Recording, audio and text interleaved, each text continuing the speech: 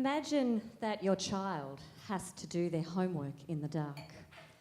Imagine that you have to cook your dinner each night under the cover of darkness. Imagine that you have to leave the security of your home to walk to the other side of the village to use the toilet with nothing to light your way. You would imagine that this was happening on the other side of the world, a long, long way from where we are tonight. But a mere 3.6 kilometres away, this is the night-to-night reality of our nearest neighbour. In the darkness, there is no education, there is no productivity, and there is no security. But in the light, there is opportunity, there is safety, and there is hope. A mere 3.6 kilometres separates Australia from PNG. So close. In fact, that's about as far as from here, where we are tonight, over to the Melbourne Star. So close that you could walk. In fact, you can walk across from Australia's Saibai Island to the mainland at Daru at low tide. So close and yet so far, because of all nearest neighbours in the world, no two have a greater disparity of poverty and wealth as do our two nations. Let me set the scene for you. There's currently over 600,000 school-aged children right across PNG who cannot go to school simply because of the lack of teachers. Violence against women is a national crisis, and in some regions, over 90% of Papua New Guinean women have experienced either sexual or physical violence at some stage in their lives. Energy poverty is rife, and over 3.6 million Papua New Guineans currently are not connected to the electricity grid. It is a country in crisis. Every year it goes further behind on the United Nations Human Development Index, and yet the population is growing at a very fast rate, the highest in the region. And yet national and provincial governments continue to cut the budgets for basic service delivery in health and education. So, why is this important, and why do we need to do something about this? Well, 75 years ago this year, one of the most significant battles of World War II was fought up along the Owen Stanley Ranges in the middle of the Kokoda track.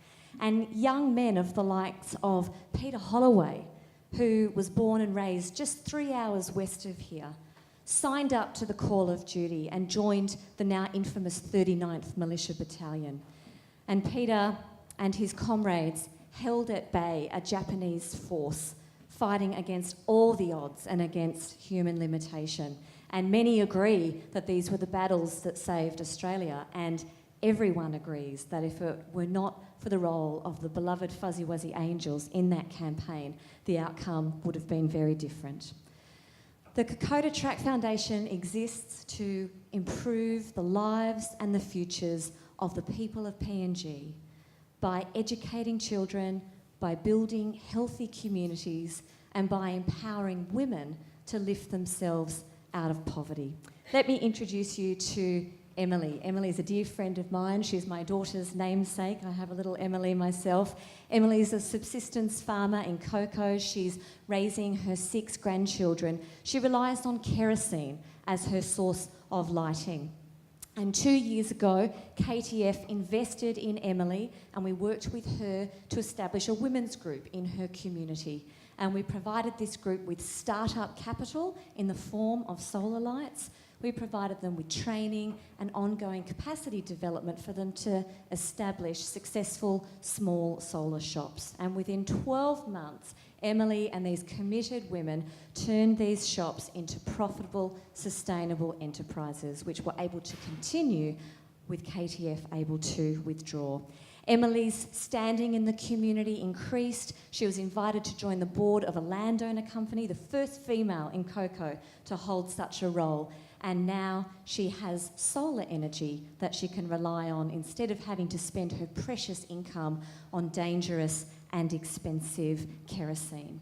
And Emily's story, as we know, it's not unique, is it? We know that women are the key, because when you invest in a woman, you're actually investing in the entire community. 6,000 solar lights have been provided to Emily and women just like her by KTF over the past few years, and we have seen results. They are empowered, literacy rates improve, productivity levels increase, respiratory illnesses decrease, and most importantly, the women are safer at night. We know that the project has great impact, and tonight I would like to invite all of you to partner with us and to make a contribution to help us to light up PNG. $25,000 will enable us to establish 6 new women's groups, $50,000 we can establish 12 groups, and these groups will service 5 whole provinces across PNG. We will work with the women over a 12-month period, providing the startup capital in the form of the lights, training and ongoing capacity building so that they can establish these successful micro-enterprises. Just before I mentioned Peter Holloway, the young soldier along the Kokoda track, and Peter was a dear friend of ours, and in the year before he died, in 2013, he delivered a leadership oration for KTF in Sydney, and he said these words that have remained with me ever since. I call upon ordinary Australians to step forward and take action. We have a great debt to repay.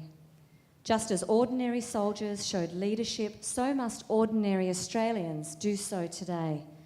Real, lasting, and meaningful leadership has always come from ordinary people like you and me. Ordinary people stepping up to fill the vacant space, no matter how it has been created. They were there for us in our darkest hour. Now it's our turn to lend a hand.